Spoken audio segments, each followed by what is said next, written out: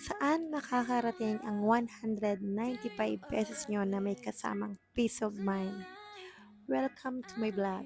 Dadalan ko kayo sa isang lugar na napakaganda at peaceful. Ito ay ang Wakim Lake Resort. 2 hours lang ang biniyahe namin para makarating dito. Pero kung motorcycle lang gagamitin niyo, for sure, mas mabilis. 195 pesos lang, pwede na kayo mag-stay whole day. Pero mas maganda kung masaagahan nyo para makapili kayo ng pwesto. Mas recommended ko siya ng weekdays dahil kakanti lang yung tao. Pero pwede naman kayong pumunta ng weekend. Yun nga lang, kailangan nyo magpa-reserve. Anyway, open siya sa mga walk-in. Pero hindi ko siya recommended sa mga commuter. Kung gusto niyo namang mag-overnight, walang problema. Magdala lang kayo ng tent kasi hindi sila nagpaparent ng tent. 350 lang makakapag-pitching tent na kayo, makakapili pa kayo ng peso na gusto nyo. Pero kung rich kid kayo at gusto nyo ng malamig na aircon, pwede rin kayong mag-rent ng room. Meron silang good for 2 packs, 1,350 at family room worth of 3,700.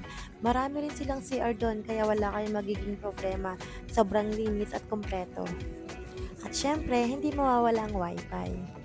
Meron din silang mga activities like fishing, camping, boating, at picnic. At pwede rin kayong magdala ng speaker kung gusto nyo ng sound trip habang nagbo-bonfire, nagkukwentuhan, or nagpo-food trip. Magdala nga pala kayo ng plato, baso, fork, spoon na pwede magamit sa pagkain nyo kasi walang mahihiraman doon. Kung gusto nyo naman ng ihaw, pwede kayong magdala ng pang-ihaw nyo, pwede kayong mag-barbecue, makakain nyo lahat ng gusto nyo. Solid, diba? Pero alam nyo ano pinaka-nagustuhan ko sa resort na to? Napaka-pet friendly nila. Kaya tingnan nyo naman yung baby choco ko. Sobrang nag-i-enjoy. Nagkaroon pa siya ng kalaro.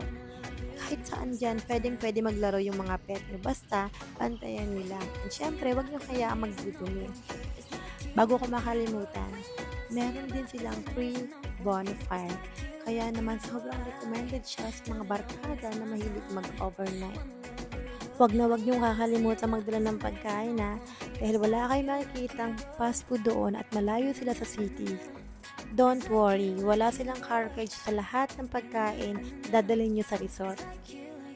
Alam nyo bang kahit nasa parking lot kayo o nasa loob ng sasakyan, makikita nyo yung view ng Taal, lalo na yung mga ibong lumilipad, as in solid talaga lahat ng view.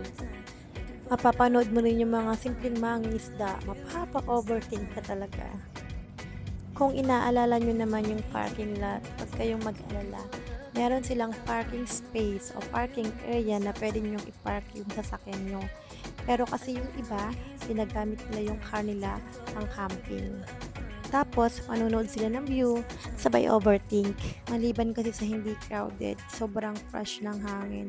Katulad ko, gusto kong mag-emote, gusto kong mapag-isa, gusto kong mag-overthink sa mga bagay-bagay. Kaya mas pinili kong pumunta dito. At hindi naman talaga ako nagsisi dahil affordable na nga, peaceful pa, sobrang fresh pa ng hangin. Kayo, kung gusto niyo mag-overthink, alam niyo na kung saan kayo pupunta ha.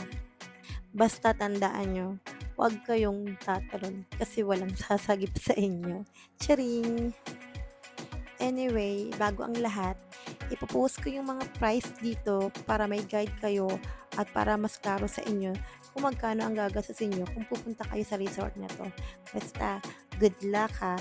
Sama nyo ng mga jowa nyo para naman mag-enjoy. Yun lang. Bye-bye!